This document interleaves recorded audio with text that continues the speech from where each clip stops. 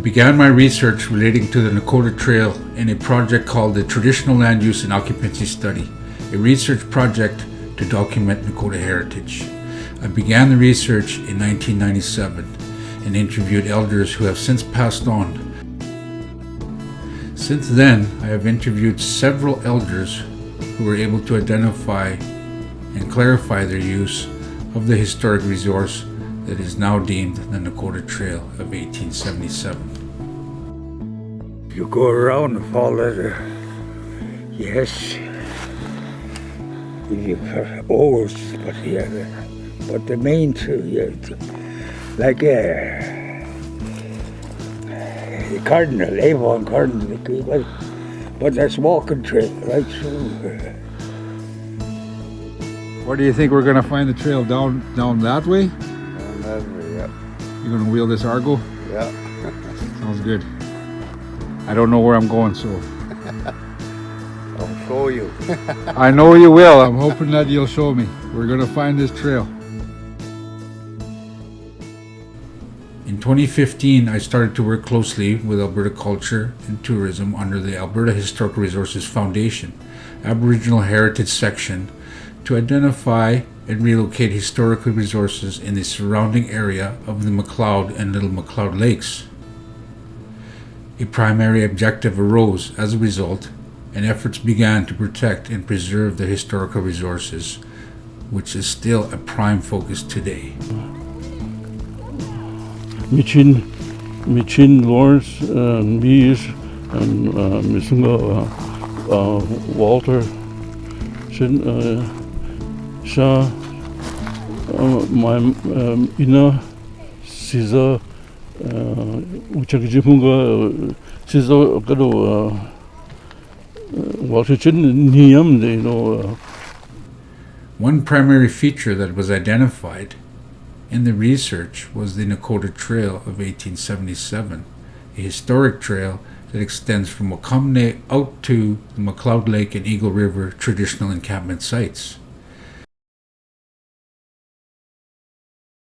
This was a well-used trail in historic times and is still used today by members of Alexis, as identified in elder interviews conducted over the past 23 years. I was looking back and forth and looking. This is the original trail.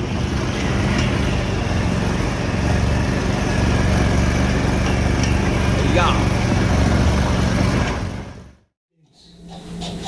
The wolves, you'd hear them howl and all over.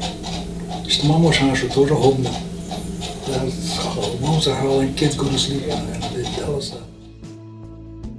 Trail research continued with support from the Alberta Historical Resources Foundation in 2017, and a grant was provided to relocate and map out the old trail. And then again, a final grant was approved in 2019 to complete previous research objectives. All the research conducted to relocate the Nakota Trail of 1877 will give rise for an opportunity to begin a process of cultural reclamation. This will also create a window to overcome cross-cultural barriers that exist today between First Nation communities and municipalities within the traditional territories. 3 or 4 good men, they build one in a day, probably. Yeah, in a day. Yeah. The roof and all. Yeah. Really? Yeah, but you're no bigger than this, like 12 by 10 or something. Bigger than this. Bigger than this? Yeah. Yeah, take them home. Axes. Axes, yeah. Oh, Sweet saw. Sweet saw and axe, yeah. In addition to relocating the trail and traditional encampments, a primary objective began to emerge that revitalization could occur for the trail and camps to provide a new but old product within the tourism market. Today, we are at that stage, in that the trail and traditional encampments could be fully restored, which will give rise to numerous economic opportunities. Dressing out that moose. So I suppose your old ma, she knew like the how to fillet the whole thing. Oh, yeah. Well, usually when you went to help somebody got a moose, if you went with them, you naturally had to roast some meat when you got there. Yeah. The first thing was to take that fillet out, Yeah. butter out, roast it, and you had salt with you. Oh, and that was just like going to steakhouse in Edmonton. For example, specific community residents who qualify and who still practice traditional values and heritage can become the entrepreneurs who will provide the necessary services to operate this traditional Nakota village, along with all value-added features such as trail hiking and wagon rides. So what do you guys use this cabin for?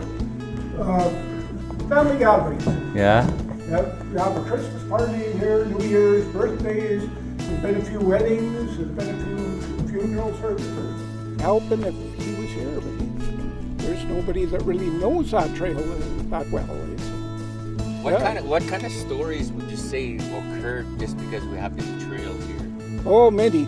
Yeah. Many. Because it Wouldn't came know right where to to your start. homestead, right? It Yeah. came right to your homestead. Right through the homestead, yeah. Yeah. Actually, right along there, and the trail went right through there and on up, right to Carson Lake. So that's where everybody went. That's where Tubby and them were Yes. in Carson Lakes. Yeah. This village was traditionally located on the north shore of McLeod Lake, and with the required support from interested parties, most will stand to benefit economically, socially, and spiritually. This project will create a sense of upheaval in community spirit and connection. The entire operation can be sustained with grants provided to Indigenous tourism from federal and provincial grants and other existing funds that will support a non-profit organization that will act as the general contractor, which will be called the Nakota Trail Foundation.